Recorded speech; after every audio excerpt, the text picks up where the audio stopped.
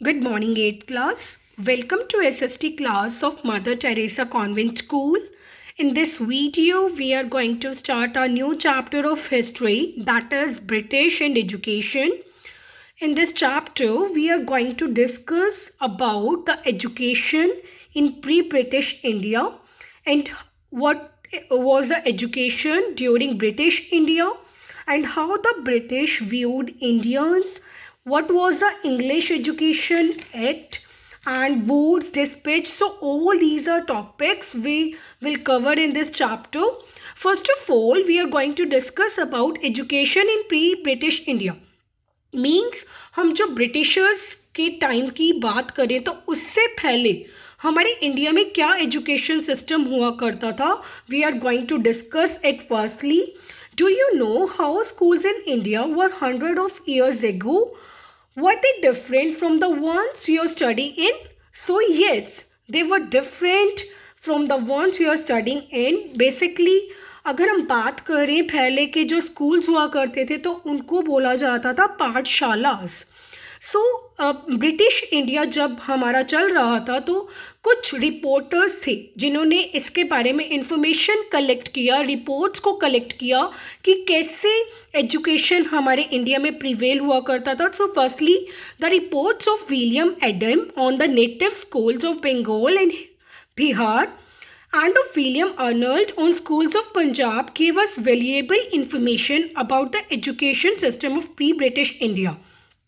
Basically, William Adam उन्होंने native school यानी कि जो उनके खुद के स्कूल हुआ करते थे बंगाल और बिहार के, उन्होंने वहाँ पर जाकर टूर किया था. मीन्स उनको जाकर वहाँ पर जाकर विज़िट किया था, वहाँ पर जाकर एक्सप्लोर किया था कि कैसे एजुकेशन सिस्टम हुआ करता था हमारे एशियन टाइम्स में.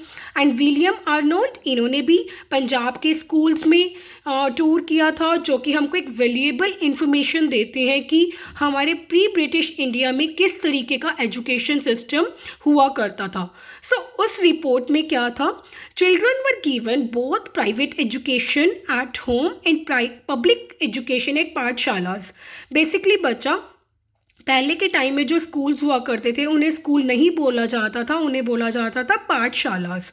और जो चिल्ड्रन हुआ करते थे उन्हें दोनों तरह का एजुकेशन मिलता था. लाइक प्राइवेट एजुकेशन मिलता था, जो चिल्ड्रन रिच हुआ करते थे उन्हें घर पर जाकर जो टीचर हुआ करते थे वो प्राइवेट एजुकेशन दिया करते थे. बेसिकली उस टाइम में वो टीचर नहीं कहलाते थे, उन्हें बोला जाता था गुरु. एंड पब्लिक एजुकेशन भी दिया जाता था जो नॉर्मल चिल्ड्रन हुआ करते थे उनको.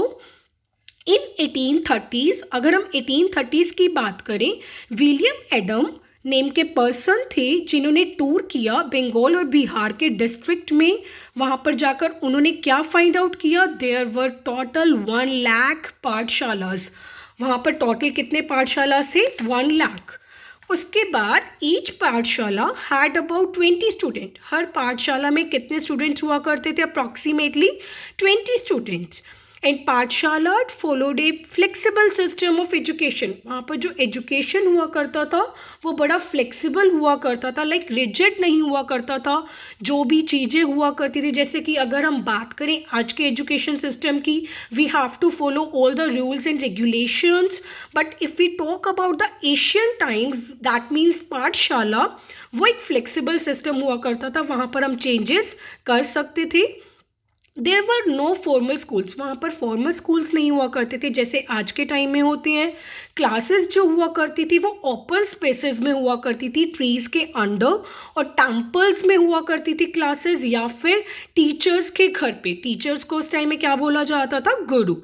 And they were set up and manage by the healthy merchants. अब क्वेश्चन अराइज होता है कि वो जितने भी फॉर्मल स्कूल्स हुआ करते थे, पाठशालास हुआ करती थी, उनको कौन सेटअप करता था, कौन मैनेज करता था? Wealthy merchants. मतलब जो रिच होते हैं, वो पर्सन जो रिच होते हैं वही उसका सेटअप करते थे, वही उसका मैनेजमेंट करते थे. The children set on ground instead of benches और चेयर्स. बच्चा पहले के टाइम की बात करें तो चिल्ड्रन जो हुआ करते थे वो ग्राउंड पे बैठते थे, मतलब धरती पे बैठते थे इंस्टेड ऑफ बेंचेस और चेयर्स और बेंचेस के बजाय. दे वर नॉट चार्ज एनी फ़ी, उनको किसी तरीके का भी फी स्ट्रक्चर चार्ज नहीं किया जाता था और उन्हें एग्ज़ाम्स भी देने की ज़रूरत नहीं होती थी. Children could take leave at the time of sowing of seeds or harvesting of crops. Basically बच्चा आपको पता है एशियन टाइम्स में, और अगर हम आज की बात करें तो agriculture is a main source. Similarly हमारे एशियन टाइम में भी एग्रीकल्चर एक बहुत इंपॉर्टेंट सोर्स हुआ करता था.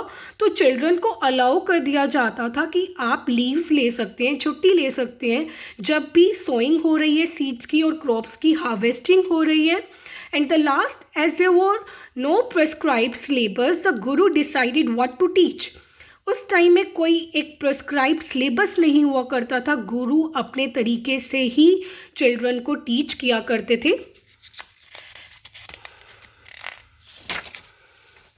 Now, the next topic is how the British viewed Indians.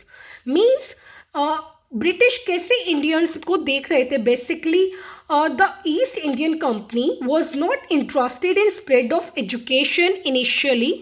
हमारी जो ईस्ट इंडिया कंपनी थी वो इंटरेस्टेड नहीं थी कि एजुकेशन स्प्रेड किया जाए, but some educational institutions were meant to train Indians. वो चाहते थे कि इंडियंस को ट्रेन किया जाए, तो उनकी नॉलेज को अचीव करने के लिए, ताकि उनके पास लोकल लैंग्वेजेस हो सके.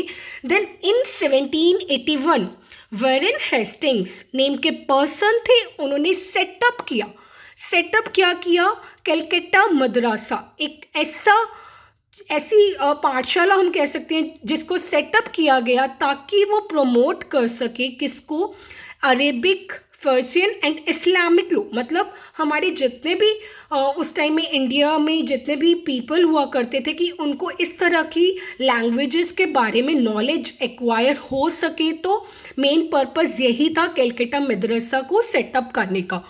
इन 1791 जोनाथन डंकन ने, जो कि एक ब्रिटिश रेजिडेंट थे, उन्होंने वाराणसी यानी कि बनारस में एक हिंदू कॉलेज को सेटअप किया. इस हिंदू कॉलेज का सेटअप करने का मेन मोटिव यही था कि हमारे जितने भी एशियन संस्कृत टेक्स्ट हुआ करते थे हम उनके बारे में जान सकें. देन इन 1784 विलियम जोन्स ने फाउंड किया एक एशियाटिक सोसाइटी को. बेसिकली एशियाटिक सोसाइटी क्या होती है? एशियाटिक सोसाइटी वो सोसाइटी होती है जो कि लैंग्वेजेस के बारे में स्टडी करती है, साथ के साथ एशिया के जितने भी कल्चर्स होते हैं उसके बारे में स्टडी करती है. और हम बात करें, there were about 30 members in the Asiatic society. Total 30 members थे एशियाटिक सोसाइटी में, but Indians were not granted membership. लेकिन हमारे जो इंडियन पीपल हुआ करते थे उनको मेंबरशिप नहीं दी जा रही थी. कब तक नहीं दी गई थी? Until 1829. Now we are talking about the two schools of thoughts that are Orientalist and Anglicists. First of all, who are the Orientalists? Orientalists were the people who had sound knowledge of the language and the culture of the Asia. We can say Orientalist वो person होते हैं, वो people होते हैं जिनको deep knowledge होता है, sound knowledge होता है. किसके बारे में? लैंग्वेज के बारे में और कल्चर के बारे में. किसका? एशिया के बारे में. So this is about the orientalist. और जो ओरिएंटलिस्ट होते हैं वो फेवर करते हैं कि संस्कृत लैंग्वेज का डेवलपमेंट हो, साथ के साथ पर्शियन लैंग्वेज का डेवलपमेंट हो इंडिया में. And William Jones was a hardcore orientalist. जो विलियम जोन्स है वो एक वेल नोन ओरिएंटलिस्ट कहलाते हैं. And if we talk about the second school of thought, that is the anglicist. Anglicist वो सपोर्टर्स होते हैं जो कि वेस्टर्न सिस्टम एजुकेशन, मतलब जो एजुकेशन होता है वेस्टर्न सिस्टम का, उसको सपोर्ट करते हैं. और वो चाहते हैं कि जितना भी इंस्ट्रक्शन हो उसको इंग्लिश मीडियम में दिया जाए. यानी कि वी कैन से जो एजुकेशन वेस्टर्न सिस्टम का होता है और उनकी जितने भी इंस्ट्रक्शंस होती है वो इंग्लिश मीडियम में हो. जो उनके सपोर्टर्स होते हैं उन्हें कहा जाता है एंग्लिसिस्ट. एंड जेम्स मिल एक ब्रिटिश इकोनॉमिस्ट है एंड फिलोसफर है जो कि कहलाते हैं anglicist. Now we are talking about the English education act. इसमें एक चार्टर एक्ट आया था 1813 में जो कि पास किया गया था कोर्ट के डायरेक्टर्स के through. Now the court of directors pass the Charter Act of 1813, which marked the beginning of educational development in India. Means directors ने जो इस एक्ट को पास किया था वहाँ से हमारे मॉडर्न एजुकेशनल यानी कि वी कैन से हमारा एजुकेशनल डेवलपमेंट का बिगिनिंग होना शुरू हो गया था. The charter provided for an annual expenditure for 1 lakh rupees for promotion of Indian literature. अब ये चार्टर जो एक्ट आया था, चार्टर एक्ट आया था 1813 में, उन्होंने प्रोवाइड किया कि एनुअल एक्सपेंडिचर मतलब पूरे साल का जो खर्चा होगा वो 1 लाख रुपीज़ होगा ताकि हम प्रमोट कर सकें हमारे इंडियन लिटरेचर को. The charter introduce and promote the knowledge of science among the Indians. अब चार्टर एक्ट को लाने का एक और मेन मोटिव था कि वो इंट्रोड्यूस कर सकें, प्रमोट कर सकें साइंस की knowledge among the Indians. So this is all about the charter act of 1813. This is enough for today. Rest of the chapter we will continue in our next video.